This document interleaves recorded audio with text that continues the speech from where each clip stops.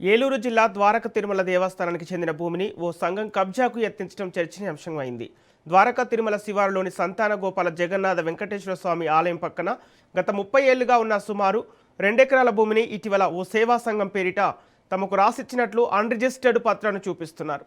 అయితే ఆ భూమిని ఎంఆర్ఓ సహకారంతో భూ రికార్డులు ట్యాపరింగ్ చేసినట్లు పలువురు ఆరోపిస్తున్నారు. దేవస్థానం భూమిని కబ్జాకు యత్నించారనే ఆరోపణలపై స్థానికులు ఆగ్రహం వ్యక్తం చేస్తున్నారు. ఈ వ్యవహారం బయటపడటంతో రెవెన్యూ అధికారులు రికార్డులను పరిశీలిస్తూ దిద్దుబాటు చర్యలు చేపడుతున్నారు.